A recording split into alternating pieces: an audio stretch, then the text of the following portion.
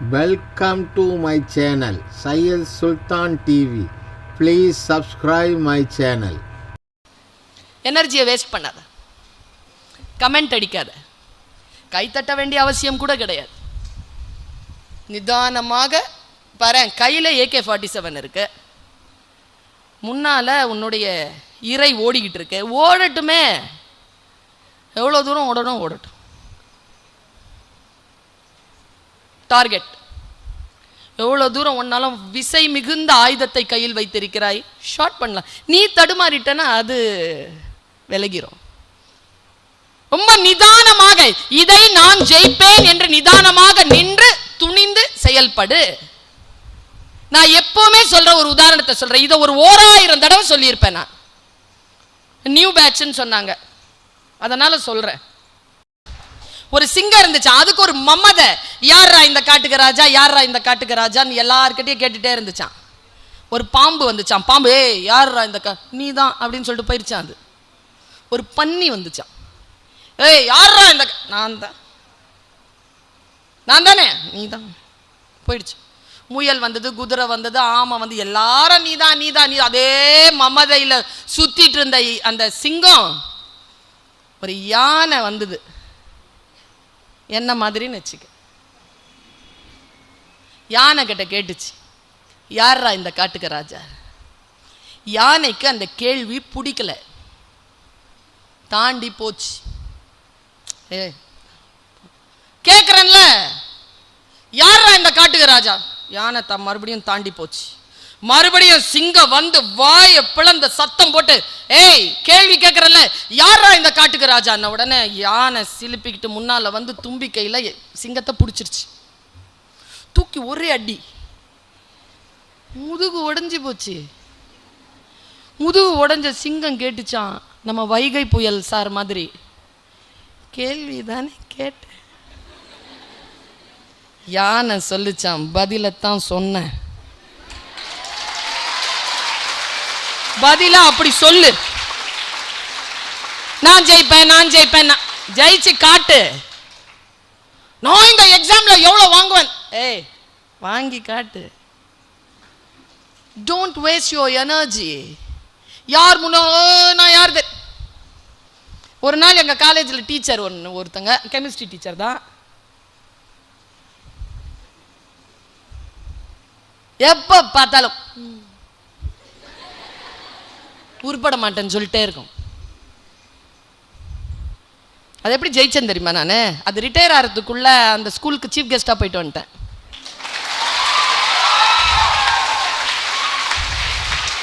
அப்படிதான் சொல்லணும் பதில். அதுக்கு பேர் தான் துணிச்சல். சும்மா கெட்ட வார்த்தை சொல்லிக்கிட்டு ஆய்வுன்னு சொல்லிட்டு கோச்சிக்கிட்டு மூஞ்சில முன்னு வச்சுக்கிட்டு போய் உக்காந்துக்கிட்டு மற்றவங்க தன்னை வந்து தாஜா எதிர்கொள்ள தெரிய வேண்டும். Just plan my dear children. Plan பண்ண, பிளான் பண்ணிட்டு மற்ற வேலைகளை செய். நீங்கள் எல்லோரும் சொன்னீர்கள், நான் ஒரு விஷயம் சொல்றேன் பாருங்க, யார் ஜெயிக்கிறார்கள் தெரியுமா? யாருக்கு மொழி சரியாக வருகிறதோ அவர்கள் தான் ஜெயிக்கிறார்கள். மொழியை கையில் பிடித்துக் கொள்ளுங்கள். எது பேசினாலும் உங்களுக்கு தெரிய வேண்டும், யார் என்ன பேசினாலும் அது உங்களுக்கு புரிய வேண்டும். கேள்வி முதல்ல புரியணும், ட்விஸ்டடா வரும் கேள்வி. அந்த ஃபிராக்ஷன் ஆஃப் செகண்ட்ல, அந்த 2 செகண்ட்ஸ்ல 1 செகண்ட்ல கேள்வியை புரிஞ்சுக்கிட்டு அந்த டிக் பண்ணணும். அப்ப கேள்வியை புரிஞ்சுக்கணும்னா மைண்ட் எவ்வளவு கிளியரா இருக்கணும், எவ்வளவு லாஜிக் மைண்டா இருக்கணும். வெறும் மனப்பாடம் செய்வதன் மூலமாக எல்லாம் இந்த எக்ஸாமை ஜெயிக்க முடியாது, ஓரளவு தான் ஜெயிக்க முடியும். லாஜிக் क्वेश्चंस எப்படி மனதிற்குள். இப்ப நான் இங்க உட்கார்ந்து இருக்கிறேன், கையில ஒரு குறிப்பு கிடையாது, துணிச்சல் தான். கால் நடுங்கிட்டு இருக்கு, தெரியுதா உனக்கு?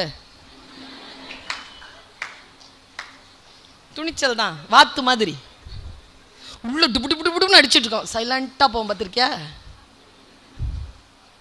காட்டவே காட்டாத, உன்னுடைய பயத்தை காட்டவே காட்டாதே. பயம்தான் மரணம். பயத்தை எப்பொழுதும் வெளிப்படுத்தாதே. என்ன ஒரு விஷயமா இருந்தாலும் உள்ளுக்குள்ள வச்சுட்டு, வெளியில இந்த ஃபர்ஸ்ட் மார்க் வாங்குறவளை பார்த்திருக்கியா? ஒண்ணுமே படிக்கலப்பான்னு சொல்லும், பார்த்திருக்கியா? அது ஒண்ணுமேவா படிக்கல? அது நான் நம்பி இருக்கேன்ப்பா. ஒண்ணுமே படிக்காத இதுவே ஃபர்ஸ்ட் மார்க் வாங்குது. நம்ம உண்மையிலேயே ஒண்ணுமே படிக்கலையே, நம்ம பட்டோலி வீசி பறக்க போறோம்னு சொல்லிட்டு ஃபெயில் ஆகிருக்கிறேன் நான். Stay alert my dear children, stay alert. ஒன்று எக்ஸாமினேஷனுக்கு வெளியில் வருது ஒன்று, அது என்னன்னு சொல்கிறதுனா ஒன்று வந்து கேட்குது, ஏய் 18வது கொஸ்டின்க்கு இதுதானே ஆன்சர் அப்படின்னு சார். காரிடாரில் நின்றுக்கிட்டு எக்ஸாம் முடிஞ்சு போச்சு, 18வது கொஸ்டின்க்கு இதுதானே ஆன்சர் அப்படின்னு சார். பக்கத்தில் ஒன்று இருக்குல்ல, அந்த புளிமுட்டை சொல்லுது 10 கொஸ்டின் தானே. அந்த சனியை திருப்பியே பார்க்கல கொஸ்டின் பேப்பரை, 10 கொஸ்டின் தானேங்குது, 11வது கொஸ்டின் பின்னால் இருக்குது. நான் ஒன்று சொல்றேன் பாரு, தேவையில்லாத துணிச்சலை குறித்து நான் பேச இல்லை. உள்ளுக்குள் ஆழமாக நிறை குடமாக இருக்கின்றவர்கள் ஒரு அமைதியா இருப்பாங்க. ஆழமான ஆறு அமைதியா ஓடும் பார்த்திருக்கியா? கொப்பும் கொலையுமா ஓடுற ஆடு, ஆறுக்கு கீழே ஃபுல்லா பாறை இருக்குன்னு அர்த்தம். பாறையே இல்லைன்னு வச்சுக்க, சைலண்டா ஓடும்.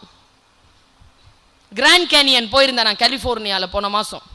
25,000 அடி ஆழம். சைலண்டா ஓடு, சைலண்டா இருப்பாங்க.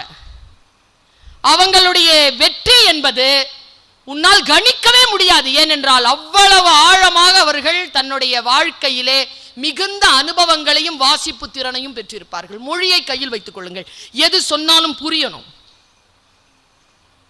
அதனால்தான் மொழி வல்லுநர்களை கூப்பிட்டு பேச வைக்கிறார்கள். ஜோக்கும் கவிதையும் புரிஞ்சாதான் கைத்தட்ட முடியும். கவிதை புரியலன்னு வச்சுக்க அப்புறம் அப்படின்றுவ. ஜோக்கு புரியலன்னு வச்சுக்கோயேன், அது சோகமான ஒரு சூழலாயிடும் சொல்றவனுக்கு. அவன் ரொம்ப கண்ணீர் வடிச்சுட்டு உட்காந்துருப்பான், என்னடா இது இந்த ஜோக்குக்கு சிரிக்கலையே அப்படின்னு. கவிதைனா அப்படி புரியணும். நான் ஒரு வார்த்தை சொல்லுகிறேன் என்றால் வார்த்தையினுடைய ஆழமான அர்த்தம் நமக்கு புரிய வேண்டும். தூண்டில் மீன் அதன் கண்களில் விடை பெற்றுக் கொண்டது நதி. அவங்க தான் கை தட்டுறாங்க, இன்னும் கைத்தட்டல் வரல. ஏன் தெரியுமா? புரியல. You are not ready. இப்படிதான் வரும் கொஸ்டின் பேப்பர். நீ ரெடியா இல்லாத போது தான் வரும். இதெல்லாம் நம்ம படிக்கவே இல்லையே, இப்படிலாம் வரும்னு சொல்லவே இல்லையே, அதுக்கு பேர் தான் எக்ஸாம். அதுல நீ ஜெயிச்சு வந்தா அப்பதான் உனக்கு தலைமை பதவி, அப்பதான் உனக்கான பெயர், அப்பதான் உனக்கு புகழ், அப்பதான் உனக்கு பயணம், அப்பொழுதுதான் உனக்கு எல்லாம். தூண்டில் மீன், தூண்டில மாட்டிச்சு மீன், அதன் கண்களில் தூண்டிலை போட்டவன் பார்க்கிறான், நதி விடை பெற்று கொண்டு பின்னால போயிட்டே இருக்கு. இவன் அந்த அந்த மீனை எடுத்துக்கிட்டு இப்படி வந்துகிட்டே இருக்கான். இந்த காட்சியை எழுதுறாங்க ஒருத்தன். என்ன காட்சி இல்ல, இன்னொன்னு படிச்சு அசந்து போனேன் நான். இன்னொரு கவிதை படித்து அசந்து போனேன். மழையின் பின்னிரவில், காட்சிப்படுத்த, மழையின் பின்னிரவில் ஜன்னல் கம்பிகளில் சிறிது ஓடி ஒத்திகை பார்க்கிறது ஒரு துளி நதி.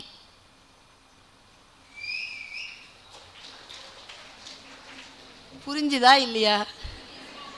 புரிஞ்சுதா? இன்னொரு வாட்டி சொல்லவா? சொல்லுங்க, சொல்ல இன்னொரு வாட்டி சொல்ற. மழையின் பின்னிரவில் ஜன்னல் கம்பிகளில் சிறிது ஓடி ஒத்திகை பார்க்கிறது ஒரு துளி நதி. இதான் போய் நதியா போகுது, அது ஒத்திகை பார்க்குதான் அப்படி வந்து. இது ஒரு காட்சி தான். சமீபத்தில் ஒரு கவிதை படித்து அசந்து போனேன் நான். அந்த மந்தையில் இருந்து பிரிந்து போன ஒற்றை ஆட்டின் பாதை சரியாக கூட இருக்கலாம்.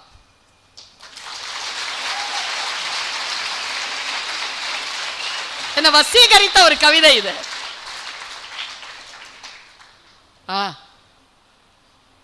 எல்லாருக்கும் சொல்ல, முக்கியம் பெண் குழந்தைகளுக்கு சொல்றேன். அதுங்க மேல எனக்கு மரியாதை தான், ஆனா உங்க மேல உயிர் எனக்கு.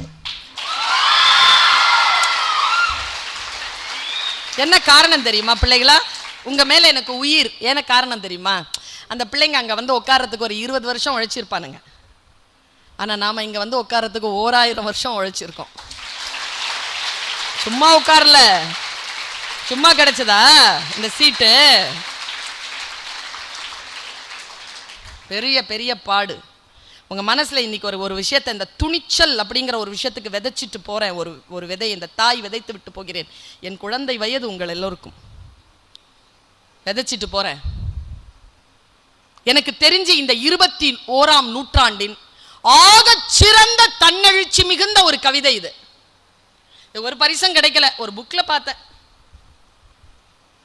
காட்சிப்படுத்திக்கோ. பெருங்கடல், பெருங்கடலை அசைத்துக் கொண்டிருக்கிறது மீன் குஞ்சின் சின்ன துடுப்பு.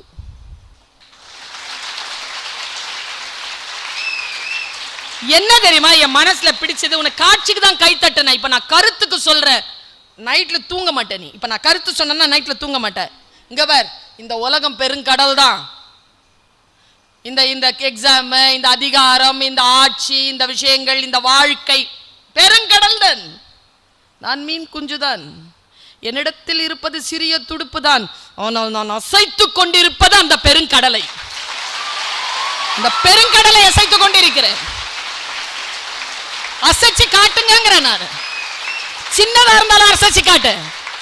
ஆனா நீ அசைச்சுக்கிட்டு இருக்கிறது இந்த கடலை. சும்மா நீ கரையோரத்துல வந்து உயிருக்கு போராடல, கடலுக்குள் இருந்து கொண்டு உன்னுடைய நீச்சலுக்காக நீ போராடி கொண்டிருக்கிறாய்.